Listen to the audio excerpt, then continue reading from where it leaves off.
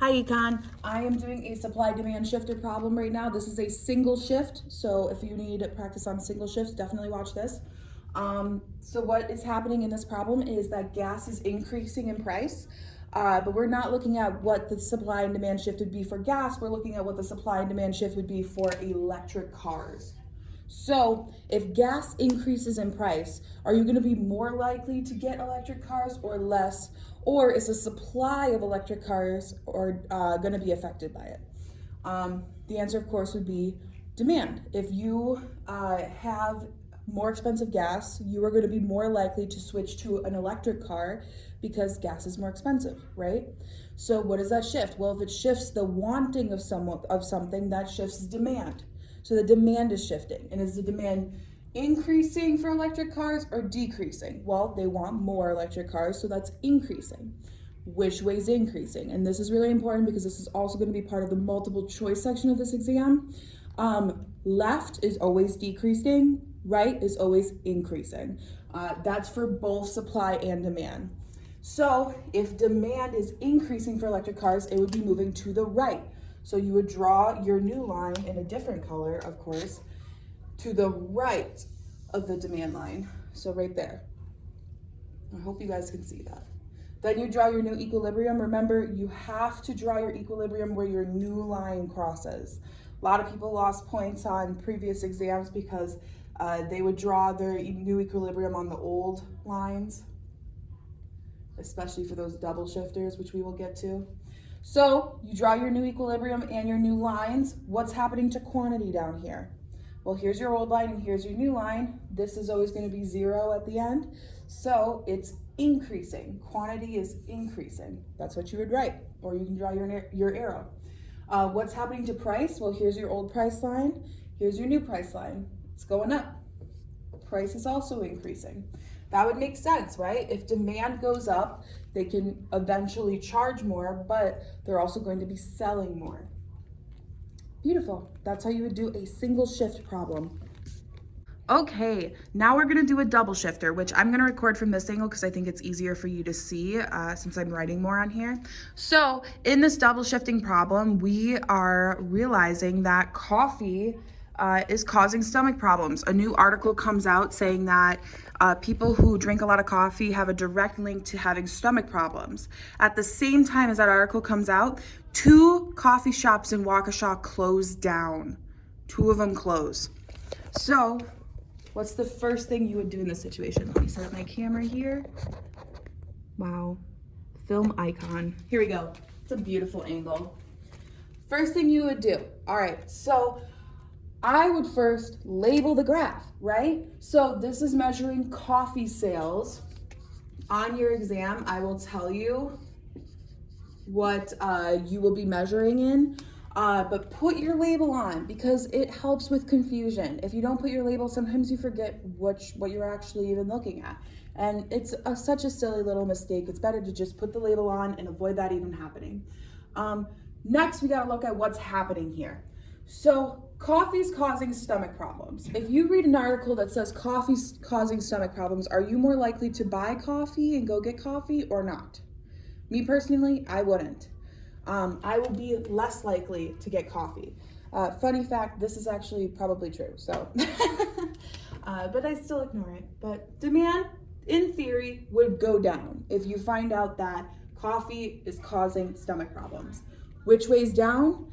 Demand going down is to the left.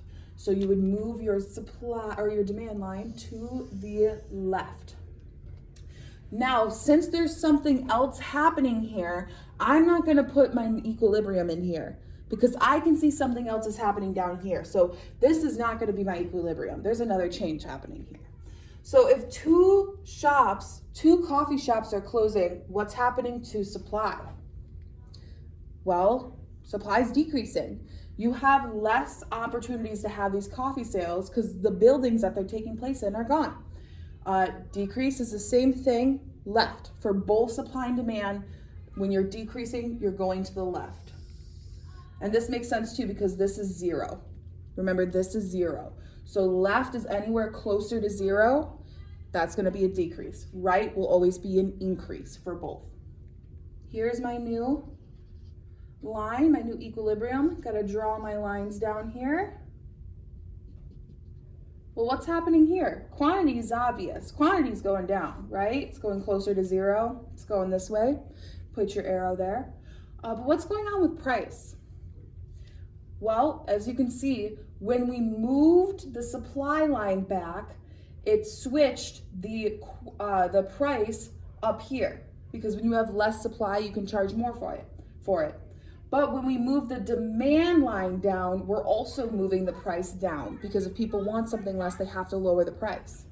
So because price is moving both up and down at the same time, we can't tell where it is. We don't know by how much.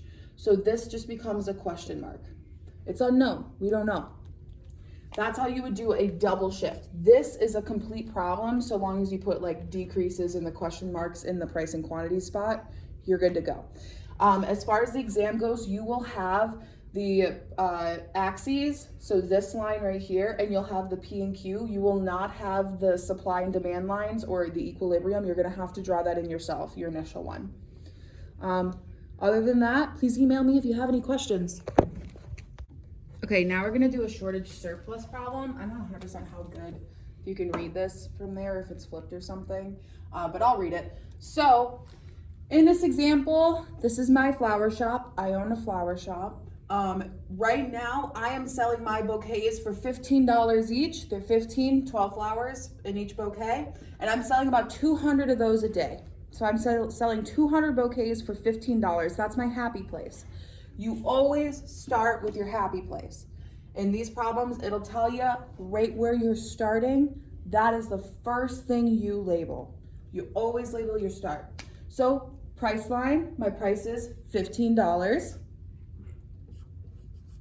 Quantity line, I'm selling 200 of those per day, so that's my quantity.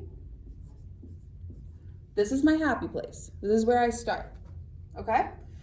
Now, in order to help conserve honeybee populations, the government does a mandate that all bouquets of 12 flowers must be priced at $20 or more. That's our next step, is always finding where the price line is. If you're doing a shortage or surplus example, the first thing you do after finding your happy place is, where is the price line moving? In this case, the price is going up, right? It's going to $20 and we're at 15. So it's going to be above the 15, the 20. That's where you would change it. Just like that. The next step, once you find your price lines or your new price line, is to establish where your quantity demanded is and where your quantity supplied is.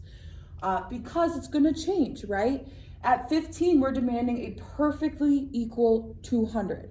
But now things are gonna change because the price is changing. So here we are at supply. You're gonna go right where those lines cross, and this is where it's important to know where your lines cross.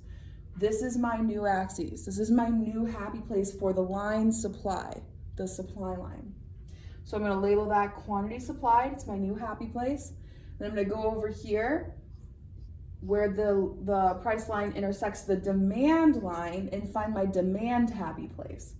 So over here, this is my quantity demanded. Beautiful. Now let's see if the problem tells us anything else, because a lot of times it'll tell us what the quantity demanded or the quantity supplied is. So let's see. So at that new $20 per bouquet, they're only demanding 150 of them per day. Okay. Well, we're knowing that this is demand because it's how much that people want. And quantity demanded is over here below the 200. So we can almost check our problems here to see if we're right, because 150 is lower than 200. So we can see that this is the correct demand. On the exam, I will probably just give you one of these because it helps me understand that you know the difference between quantity demanded and quantity supplied.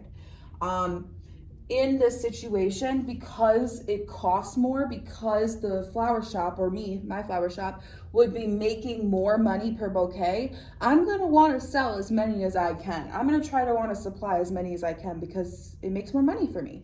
So it would make sense for the supply to be greater than 200. However, you still have this big gap here. So if supply is greater than demand, we're not selling as many as people are wanting, or we're not selling as much as we want to sell, and people are demanding less than we have provided to sell. Supply is greater than demand. We'll write that right here. That's a surplus, right? A surplus is you have extra, you have stuff left over. We're supplying this much and they're only demanding this much. That's a perfect surplus. If it was the opposite, people were demanding more than what we're supplying, if we were to bring this price down instead of up, that's what we would see. And then that would be a shortage. In this situation, because the government mandated that, we can also determine whether this is a price floor or a price ceiling. When you do this, if you are struggling with figuring out what's a price floor or price ceiling, I want you to remember your upside down house. Remember, Gwen taught us that. Excellent way to remember. If you draw your little upside down house, you can see that this is on the floor. And if it was below the equilibrium, it would have been a ceiling. So remember your upside down house. We can tell that this is a price floor, right? It's setting a floor. Price has to be above the floor. It can't go any lower than that $20. So it's your floor. Another way you can think about this is you can go outside the graph and push towards the equilibrium, push towards the middle, and see what you're stopped by. Same with down here. You're not stopped by anything going to the equilibrium. So there's no price ceiling down here. But you are stopped by something up here going towards the equilibrium. So it's a price floor. Please email me if you have any questions on any of this. And good luck studying.